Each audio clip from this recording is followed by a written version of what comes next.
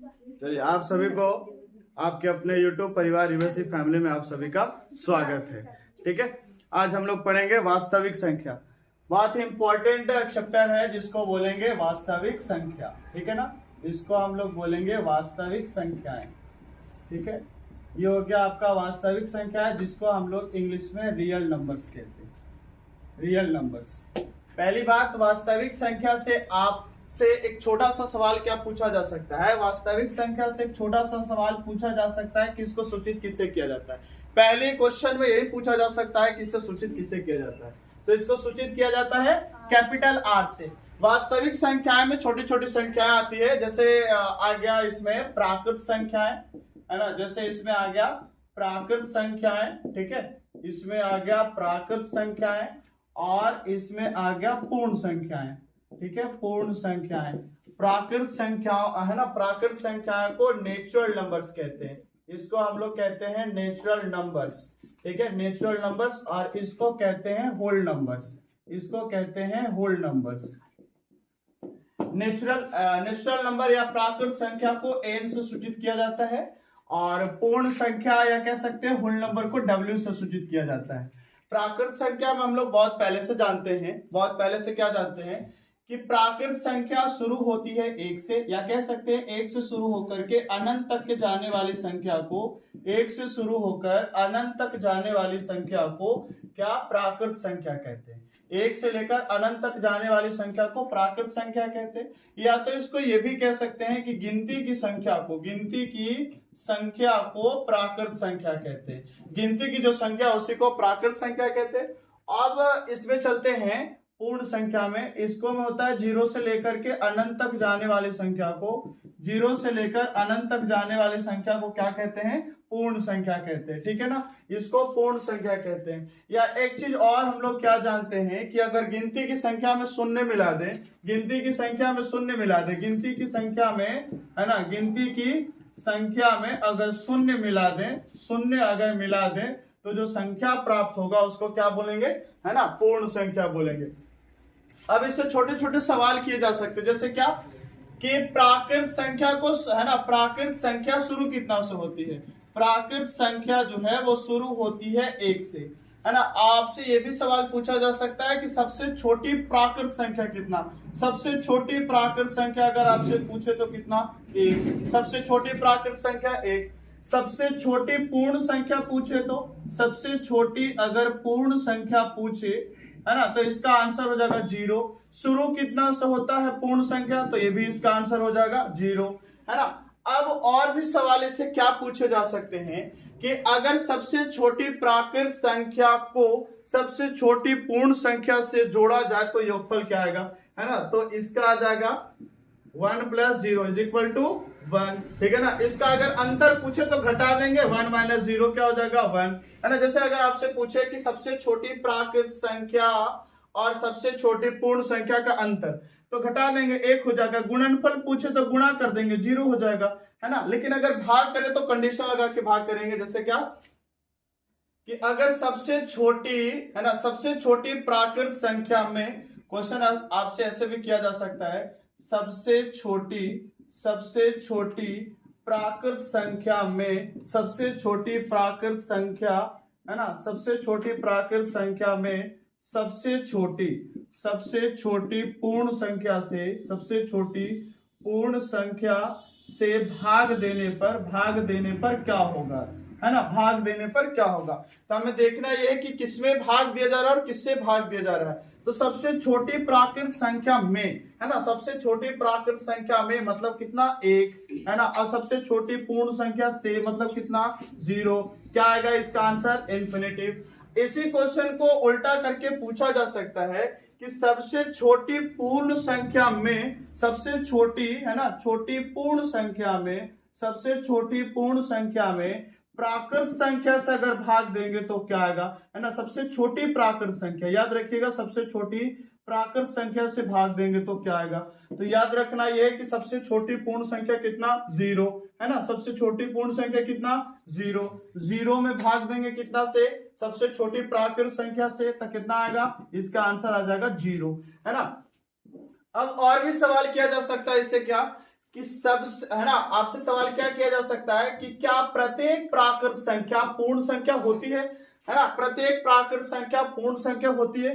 तो इसका आंसर देने के लिए हमको ये देखना होगा कि क्या जितने भी प्राकृत संख्याएं हैं वो सब पूर्ण संख्या के अंतर्गत है या नहीं है, आती है कि नहीं आती है। अगर आती है तो इसका जवाब हाँ देंगे, कहेंगे कि हाँ। जैसे देखिए 1 से लेकर के अनंत तक इसमें है कि नहीं है, तो 1 से लेकर अनंत तक इसमें है और यहां से 1 से लेकर अनंत तक इसमें भी है। तो कह देंगे क्या कि जितने भी प्राकृत संख्याएं हैं वो सब पूर्ण संख्या होती है। लेकिन अगर इसका उल्टा सवाल करें, उल्टा सवाल क्या करे बाबू, कि क्या प्रत्येक पूर्ण संख्या प्राकृत संख्या होती है।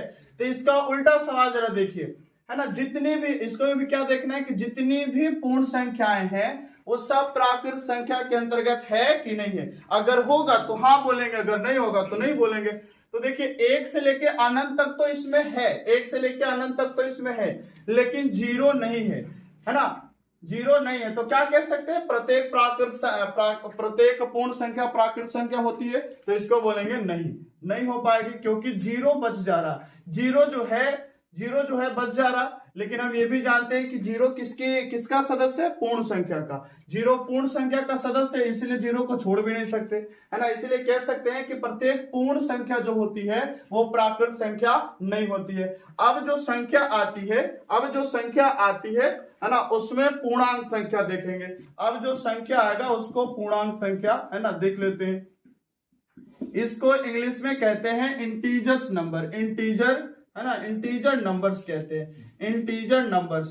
अच्छा, जैसे हम लोग पूर्ण संख्या पढ़े वैसे पूर्णांक संख्या पढ़ लेते हैं। पूर्णांक संख्या में क्या होता है कि अगर पूर्ण संख्या में ऋणात्मक संख्या को शामिल कर दिया जाए, पूर्ण संख्या में अगर ऋणात्मक संख्या को शामिल कर दिया जाए तो जो संख्या प्राप्त होती है उसको क्या कहेंगे, पूर्णांक संख्या कहेंगे। इसको क्या कहेंगे, पूर्णांक संख्या कहेंगे, है ना। तो जो सवाल आपको प्राकृत और पूर्ण में पूछा जा रहा था वही सवाल आपको यहां से भी पूछा जा सकता है कि क्या प्रत्येक प्राकृत संख्या पूर्णांक संख्या होती है। तो इसको में भी वही चीज ध्यान देना है कि जितनी भी प्राकृत संख्या है वो पूर्णांक संख्या के अंतर्गत है या नहीं है।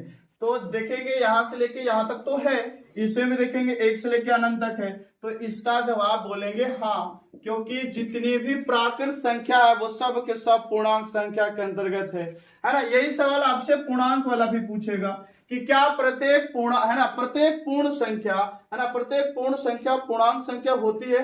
तो यहां से भी देखना है कि जितना 0 से लेके अनंत तक इसमें है, तो क्या 0 से लेके अनंत तक इसमें है, तो हाँ बोलेंगे, ठीक है ना।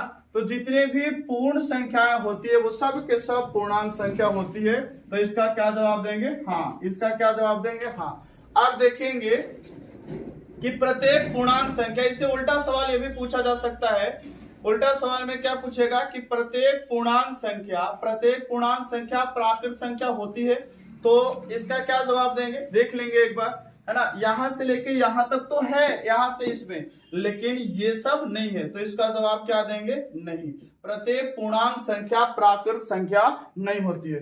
अब इसी प्रकार से पूर्ण संख्या में भी उल्टा सवाल किया जा सकता है। क्या ऐसे सवाल किया जा सकता है कि क्या प्रत्येक पूर्णांक संख्या पूर्ण संख्या होती है। तो देखेंगे 0 से लेकर के पूर्ण, है ना, 0 से लेकर के अनंत तक पूर्ण संख्या में तो है, लेकिन ऋणात्मक संख्या बच जा रही है। और हम ये भी जानते हैं कि ऋणात्मक संख्या जो है वो पूर्णांक संख्या का सदस्य, इसे छोड़ नहीं सकते, इसलिए इसका जवाब क्या होगा, नहीं। प्रत्येक पूर्णांक संख्या पूर्ण संख्या नहीं होती है। पूर्णांक संख्या में कुछ क्वेश्चन बनाते समय क्या देता है, क्वेश्चन बनाते समय कभी कभी ये लिखता है कि ए कोई धनात्मक पूर्णांक है, ए कोई धनात्मक पूर्णांक है। कभी कभी कंफ्यूज हो जाते हैं बनाते समय क्वेश्चन को, ए कोई धनात्मक पूर्णांक है। तो धनात्मक किधर से किधर, 0 से राइट साइड जितनी भी संख्याएं हैं वो सब धनात्मक हो जाएंगे। 0 से लेकर जितने भी राइट साइड है वो सब धनात्मक हो जाएंगे, और 0 से लेकर जितने भी लेफ्ट साइड है वो सब क्या हो जाएंगे, ऋणात्मक संख्या, है ना, ऋणात्मक पूर्णांक संख्या हो जाएंगे। या कह सकते हैं ये हो गया धनात्मक पूर्णांक और ये हो गया आपका ऋणात्मक पूर्णांक, ठीक है ना, ये हो गया आपका ऋणात्मक पूर्णांक। अगर सवाल में ये कहे कि ए कोई धनात्मक पूर्णांक है, मतलब 1 से लेकर जितना इधर है वो सब के सब क्या हो जाएगा, धनात्मक पूर्णांक। लेकिन अगर ये कहे कि ए कोई धनात्मक विषम पूर्णांक है, तो विषम पूर्णांक में कौन कौन आ जाएगा? तो पहले देखेंगे धनात्मक है किधर, तो धनात्मक राइट साइड है, और उसमें पूछ रहा है विषम पूर्णांक, तो इसका मतलब हो जाएगा 1 हो जाएगा, 3 हो जाएगा, 5 हो जाएगा, 7 हो जाएगा, 9 हो जाएगा, 11 हो जाएगा, 13 हो जाएगा। ये सब जो है वो क्या हो जाएगा? धनात्मक विषम पूर्णांक हो जाएगा, है ना। आपसे अगर ये पूछे कि ए कोई है ना, ए कोई धनात्मक सम पूर्णांक है, पूछे सम पूर्णांक है, ठीक है ना, सम पूर्णांक है, तो इसका क्या जवाब होगा? सम पूर्णांक वाला में 2 आ जाएगा, जैसे 2 आ जाएगा, 4 आ जाएगा, 6 आ जाएगा, 8 आ जाएगा, 10 आ जाएगा, 12, ये सब क्या आ जाएगा? धनात्मक सम पूर्णांक, है ना। अगर ऋणात्मक पूछा जाए कि ऋणात्मक सम पूर्णांक कौन आ जाएगा, तब माइनस में 2, माइनस में 4 हो जाएगा, माइनस में 6, माइनस में 8, ये ऋणात्मक सम पूर्णांक हो गया। ये हो गया ऋणात्मक सम पूर्णांक, ठीक है ना। अगर ये कहे कि ए कोई जो है ना, ए कोई पूर्णांक संख्या है, ए कोई पूर्णांक संख्या है, तो पूर्णांक संख्या अगर कोई बोले तो समझिए कि धनात्मक वाला भी आ सकता है, ऋणात्मक वाला भी आ सकता है, जीरो भी आ सकता है। जीरो धनात्मक भी कह सकते हैं, जीरो को ऋणात्मक भी कह सकते हैं। तो यहां से सवाल ये आपसे किया जा सकता है। उसके बाद जो संख्याएं आती है ना, उसके बाद जो संख्याएं आती है उसको में आ जाएगा, है ना, उसको में क्या आएगा? उसको में सम संख्या और विषम संख्या आ जाएंगे। उसके बाद देख लेते हैं सम संख्या क्या है, सम संख्या क्या है ना, और विषम संख्या क्या है। सम संख्या क्या है और विषम संख्याएं क्या है? सम संख्या क्या है और विषम संख्या क्या है? सम संख्या को इंग्लिश में हम लोग इवन नंबर्स कहते हैं। ये हो गया आपका इवन नंबर्स, और ये हो गया आपका ऑड नंबर्स, ये हो गया आपका ऑड नंबर्स, ठीक है ना। विषम संख्या को ऑड नंबर्स कहते हैं, है ना। सम संख्या का डिफिनेशन हम लोग पहले से जानते हैं, है ना, बहुत पहले से जानते हैं कि वैसी संख्या जो 2 से डिवाइड हो जाए, है ना, जो 2 से डिवाइड हो जाए, है ना, जो भी 2 से डिवाइड हो जाएगा वो सम संख्या, और जो 2 से डिवाइड नहीं हो जाएगा वो विषम संख्या हो जाएगा।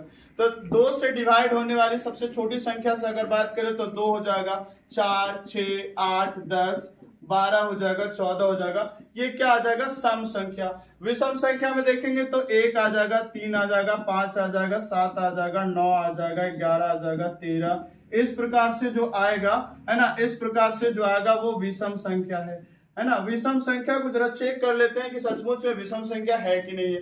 तो चेक करने के लिए बचपन से हम लोग सीखते आए हैं, 2 से भाग दे देंगे तो ये हो जाएगा 1, 4 में भाग देंगे, है ना, 2 से कितना हो जाएगा? 2, 8 में भाग देंगे 2 से तो ये हो जाएगा 4, यानी पूर्ण रूप से कट जा रही है, पूर्ण रूप से डिवाइड हो जा रही है, तो इसको क्या बोलेंगे?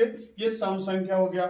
और इसको में अगर चेक करेंगे, जैसे 3/2 है, इसको अगर डिवाइड करेंगे तो नहीं कट पा रही है पूर्ण रूप से। अगर देखा जाए भाग दे करके, है ना, तो 1 हो जाएगा, 2 शेषफल बच जा रहा है। अगर फिर भाग दिया जाए तो कुछ ना कुछ शेषफल बच जा रहा था, ये हो जाएगा 2 चौके 8, तो यहाँ पे हो जाएगा 1, अर्थात इसका शेषफल बच जा रहा है। यानी जिसमें 2 से भाग देने के बाद अगर कोई शेषफल बच जाए तो समझिएगा कि वो विषम संख्या है।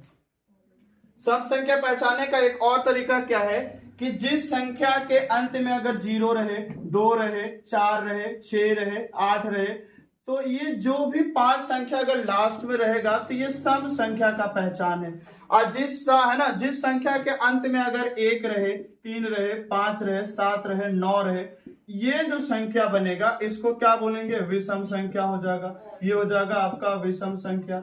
जैसे ये कब आता है काम? जब संख्या बड़ी दिया हुआ रहे। जैसे आपसे ये सवाल में पूछा जाए, है ना, आपसे ये सवाल में पूछा जाए कि बताइए ये कौन संख्या है ना, तो ये सवाल अगर पूछा जाए तो हमको लास्ट में केवल देखना है कि कितना है, लास्ट में सम संख्या है, इसका मतलब ये जो संख्या वो क्या हो जाएगा? सम संख्या हो जाएगा, अर्थात 2 से डिवाइड हो जाएगा। अच्छा, ये भी इसमें भी लंबे सवाल क्या किए जा सकते हैं, जैसे 9, 6, 7, 8, है ना, ऐसे करके दिया रहे तो ये आपसे पूछेगा कि कौन सी संख्या है, तो ये हो जाएगा आपका विषम संख्या। अब आपसे छोटी छोटी सवाल और भी क्या पूछा जा सकता है छोटी छोटी सवाल में कि सम संख्या कितना से शुरू होती है? सम संख्या कितना से शुरू होती है? तो सम संख्या शुरू होती है कितना से? शुरुआत की अगर बात करें तो शुरू होती है 2 से।